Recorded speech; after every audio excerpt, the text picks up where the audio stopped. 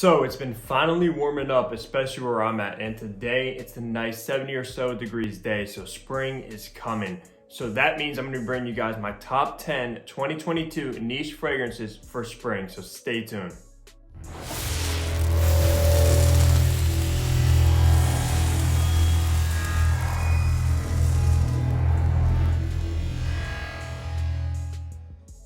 Hey, what's going on guys? Hunter here and welcome back to my channel. And if you are new, what I do is I make fragrance related content. So if you love fragrances, go ahead and smash the subscribe button down below. But that is correct guys, it's a beautiful day here. Finally, the winter has been so long and I've been anticipating the spring and summer and we're finally here. So that means that we're gonna be bringing out more of our fresher, more florals, maybe fougères, more green fragrances. So let's start this list off on number 10.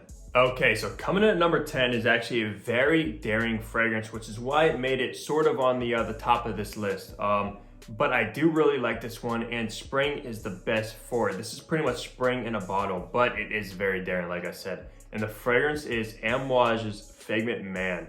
I mean, look at that bottle as well. It looks like a springy kind of bottle, but with Figment Man, all right, so this one is very, very earthy. It smells like soil, like wet soil, or like mowing the grass. It's very green, very grassy, very soily, very muddy. And it also has an animalic touch in here as well. How I pretty much describe this in my review is it's kind of like a cheetah rolling around in the dirt. That is how this one comes across. This stuff is also very, very strong. Smells like spring in a bottle. It's not really crowd pleasing.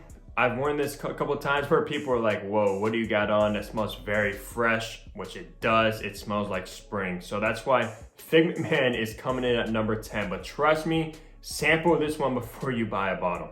Okay, so coming in at number 9, you of course know I had to put a vetiver dominant fragrance in this list because vetiver is amazing for the spring. And I had to go with none other than Guerlain Vativer. Now this is a classic vetiver scent here. What you get, it is very citrusy, very bright, but you also get that undertone of like a very like a wet grassy vetiver, and it just works amazing for the spring. Yeah, very citrusy, bright, and very green.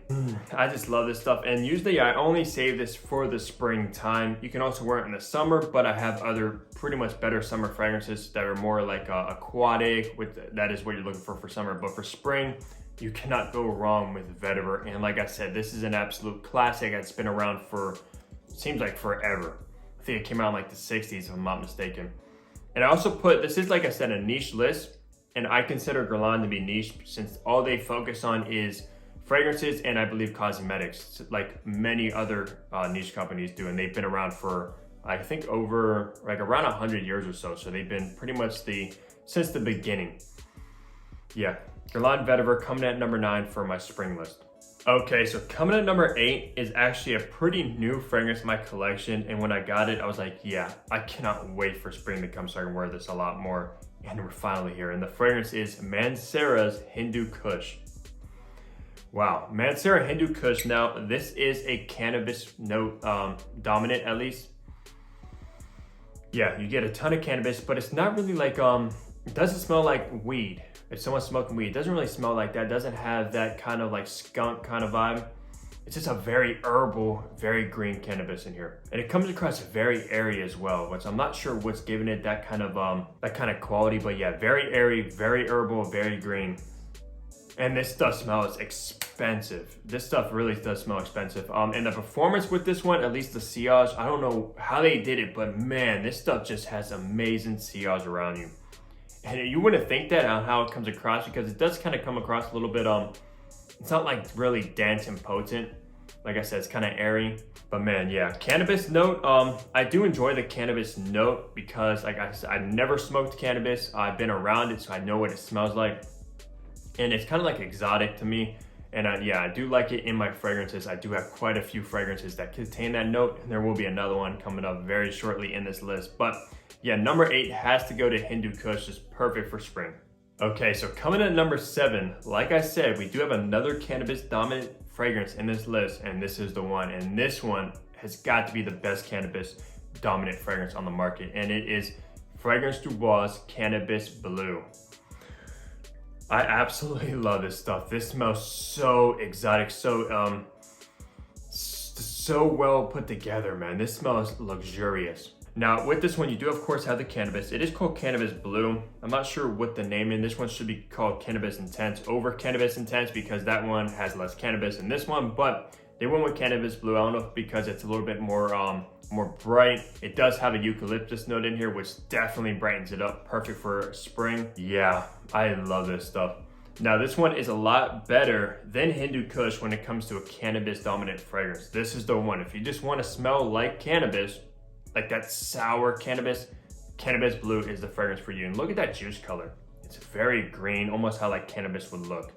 I just love that color, man. It's just a phenomenal fragrance. Now it did make it higher on the list as well because it is very daring. This is a fragrance you cannot wear to work. You might get in trouble, honestly, if you wear this one to work. So you probably want to stick with this one for like the weekends, if you're with your friends, or if you're just chilling at home and just want to smell luxurious and exotic. This is the fragrance for you, and that's why it's coming in at number 7 is Cannabis Blue. Okay, so coming at number 6 is actually a very new fragrance in my collection, and I haven't gotten to wear it that much yet, maybe only like once, so I've been saving it for spring, and it is Bond number 9's The Centerpiece for Him.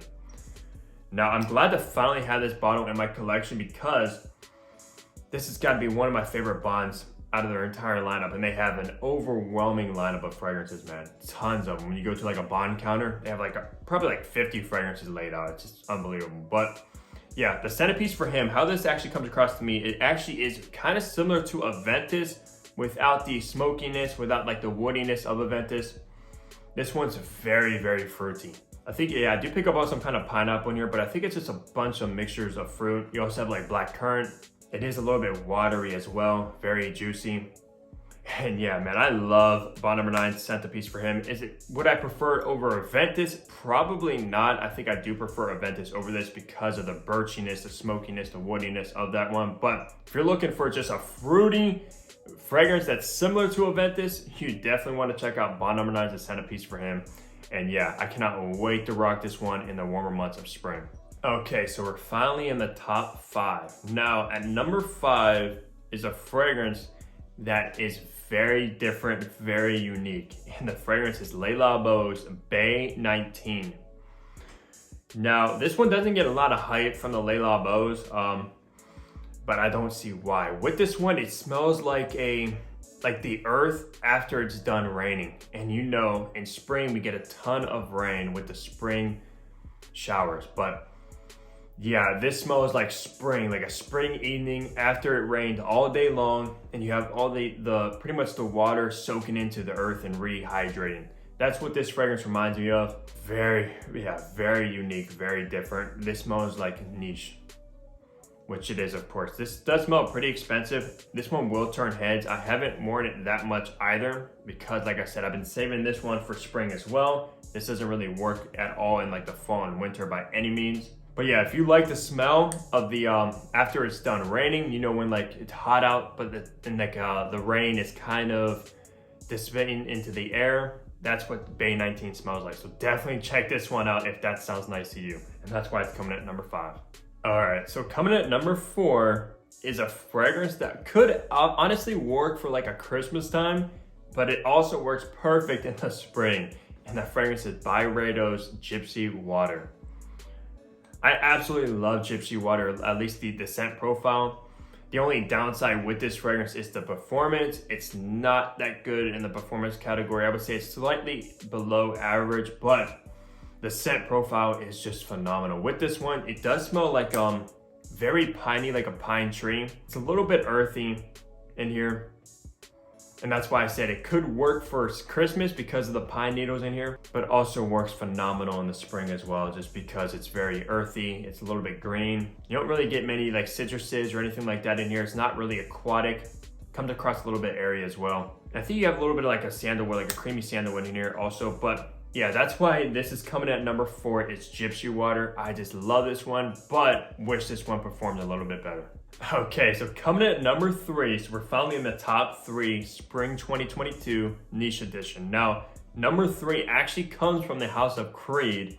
I don't know if you guys can guess it or not, but we are going with Silver Mountain Water.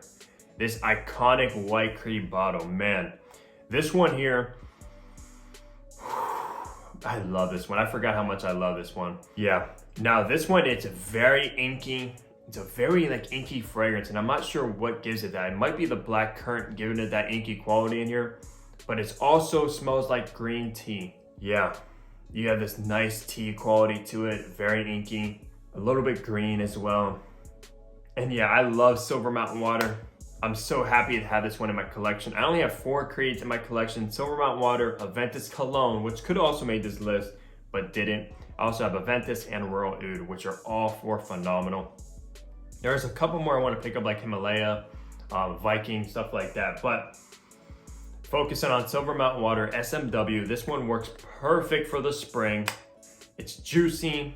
You have that tea quality in here. It's inky. I love this one. I have actually a memory of this one wearing it in the hot weather. And this stuff performs so well in the hot weather too. Once your skin warms up and you spray your skin, this stuff just projects so well. And it smells even better in the air than just smelling it off of the test strip here. Yeah, I love Silver Mountain Water, and that's why it's coming in at number 3. All right, so coming in at number 2, when I got this fragrance in, man, I was just absolutely shocked. And it is like a blue tobacco kind of fragrance. And the fragrance I'm speaking about is Ormonde Jayne's Mon Tobacco Verano. Just look at that nice blue bottle gradient to like gray. Man, Mon Tobacco Verano.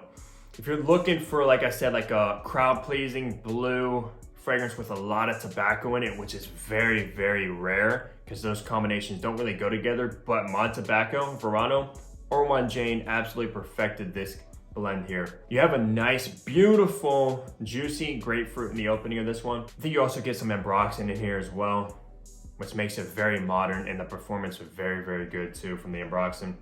But you also get that tobacco note in here. Now it's kind of like a suede-y kind of like a suede tobacco. I mean, not suede since that's leather, but it has like a suede kind of quality to it. It's kind of like a little bit powdery as well. Yeah, just absolutely phenomenal launch from Ormonde Jayne. Definitely check this one out for the spring. This reminds me of like going out like maybe like on a date in the evening in the springtime when it's still warm, because that's when like the tobacco shines. Perfect for spring evenings, man. I love this one, and it's coming at number 2 for very good reasons.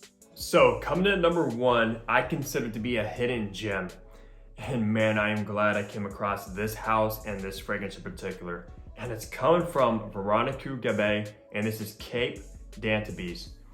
Whoa. Now you guys might never heard of this one, but this is coming at number 1 for a good reason. With this one, it is very floral. You get like a rose, you get a bunch of like other, I think floral kind of notes in here kind of combined together, but you also have pine needles, which is amazing for the spring. So you got pine, you got floral notes. You also have like aquatic notes in here as well, and a little bit resinous as it dries down. This is a very complex fragrance. And just look at that bottle as well. This bottle is absolutely beautiful. You have this nice gold all the way around, and you can see it from the side. Just amazing bottle and fragrance. This house in general, I did try pretty much everything from them, and I was honestly very shocked. So yeah, this is number 1 for a very good reason. But to give you guys a little bit of history behind this fragrance in the house, Veronquie Gabai and Cape d'Antibes was actually, she was the director behind Acqua di Gio. And you know who made Acqua di Gio was Alberto Marias. And guess what? Alberto Marias also made this as well. Now, she was the director behind Acqua di Gio. Now, this is kind of similar to Acqua di Gio, just a very niche version of it. Very high quality. Because like I said, this is amazing. Yeah, I could just imagine spring when I'm smelling this. When everything's coming back to life, all the flowers, the trees, the earth is just coming back. Yeah, amazing fragrance. Like I said, a little bit floral. You have a little bit of woodiness, but very heavy in pine. You have a slightly resinous quality to it, and also very aquatic. I love this fragrance, and this is why it's number 1. But let me know down below if you've ever actually heard of this house or have tried this fragrance or any from them. Definitely worth checking that one out. But yeah, that's gonna wrap up my top 10 niche 2022 spring fragrances. So leave a like down below if you enjoyed the video. Subscribe if you haven't already. And let me know some of fragrances you look forward to wearing once it starts warming up in the spring. But that's gonna do it for me. I'll catch all you guys in the next upload. Take care, everybody.